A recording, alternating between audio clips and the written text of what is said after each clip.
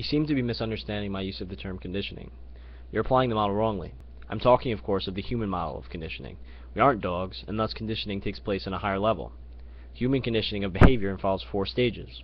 First, there has to be a goal. For example, you want to teach a child not to steal. The person enforcing the desired behavior, say for example the parent, has to then monitor the child's behavior. If the child does something that they find less than desirable, they have to reinforce that desired behavior. Finally, the parents must reduce the incentives to perform the undesirable behavior. Applying this model of conditioning to a child playing violent video games makes a lot of sense. Say, for example, the goal of the game is to kill as many players on the opposing team as possible. The game records your progress, and if you lose, you don't get to increase your ranking and get prizes in the game.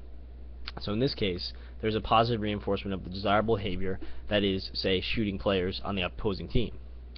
As I've said, conditioning of human behavior takes place on a higher level, so there's often a more abstract reinforcement of that behavior. The evidence that I've provided shows that this link exists, in spite of the fact that I did bring up a new study. You're clearly very adamant about First Amendment rights. However, your argument regarding the delineation of ages being unclear doesn't affect the fact that an age-restricted ban doesn't violate the First Amendment. There's no evidence that 18-year-olds are more ready to smoke than a 17-year-old is a day before their 18th birthday. However, this ban is still indeed within our constitutional rights.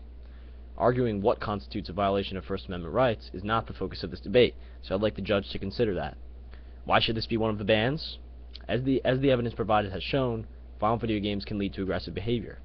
Even if this ban was in violation of First Amendment, which it clearly is not, it is the duty of government to protect its citizens, and this is a possible way to reduce gun violence with very few negatives, and this is why I believe the judge should vote in its favor.